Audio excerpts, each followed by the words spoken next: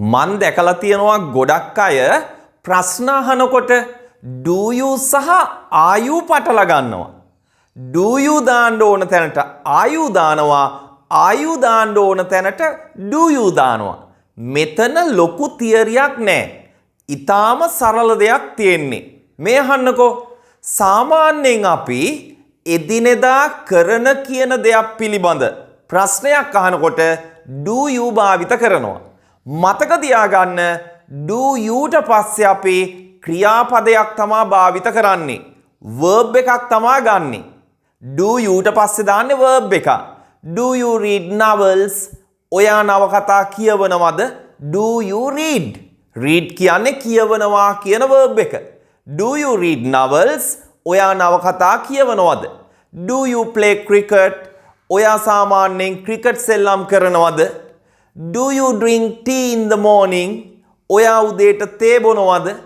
අන්න ඒ විදිහට සාමාන්‍යයෙන් එදිනෙදා කරන කියන දෙයක් පිළිබඳ ප්‍රශ්නයක් අහනකොට වර්තමාන කාලයෙන් අපි do you භාවිත කරනවා. do youට පස්සේ verb එකක් දානකොට are youට පස්සේ noun එකක් නාම පදයක් දාන්න පුළුවන්.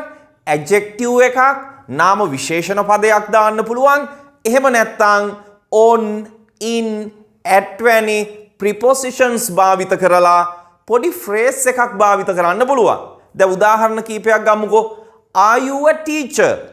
ඔයා ගුරුවරියක්ද? එහෙම නැත්නම් ඔයා ගුරුවරයෙක්ද? are you a teacher? a teacher කියන්නේ noun එකක්. මං කියවනේ are youට පස්සේ noun එකක් දාන්න පුළුවන්.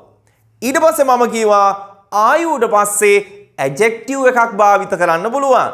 are you happy? ඔයාට සතුටුද? happy කියන්නේ adjective එකක්. ඊට පස්සේ මං කියවනේ phrase එකක් භාවිත කරන්න පුළුවන්. are you in the office? ඔයා ඔෆිස් එකේද ඉන්නේ? are you in the office? ඔයා ඔෆිස් එකේද ඉන්නේ? are you at home? ඔයා ගෙදරද ඉන්නේ? are you at home? are you in the town? ඔයා ටවුන් එකේද ඉන්නේ? ඔන්න ඔය විදිහට noun එකක්, adjective එකක්, phrase එකක් අපිට භාවිත කරන්න පුළුවන්. are you a doctor? ඔයා වෛද්‍යවරයෙක්ද? are you a student? ඔයා ශිෂ්‍යයෙක්ද? are you humble? ඔයා නිහතමානීද? humble කියන්නේ adjective එකක්, නිහතමානී කියන්න ගන්න adjective එක humble. are you humble? ඔයා නිහතමානීද? ඔන්න ඔය විදිහට අපිට භාවිත කරන්න පුළුවන්. ඔබ හොඳට මතක තියාගන්න වැරදිලාවත් ඔබ do you a teacher? do you happy? do you in the office කියලා අහන්න එපා. මෙතනදී අපි ගන්නේ ආ කියන පදය. හැබැයි ඔබ මතක තියාගන්න present continuous tense ප්‍රශ්න ඇසීමේදී යම්කිසි දෙයක් කරමින් ඉන්නවද කියලා ප්‍රශ්න අහනකොට අපි are youට පස්සේ verb එක ing ස්වරූපයෙන් භාවිත කරනවා. are you playing cricket? එහෙම නැත්නම් are you reading a novel? ඔයා නවකතාවක් කියවනවද? are you watching TV? ඔයා TV බලමින්ද ඉන්නේ? මේ වෙලාවේ කරමින් ඉන්න දෙයක් පිළිබඳ ප්‍රශ්න අහනකොට අපි are you භාවිත කරනවා. are youට පස්සේ verb එක ing ස්වරූපයෙන් තියෙනවා. කිසි විටකවත් ඔබ are you play cricket? are you watch TV? එහෙම අහන්න එපා. are you watching TV? are you playing cricket? are you doing your homework? ඒ විදිහට තමයි ප්‍රශ්න අහන්නේ.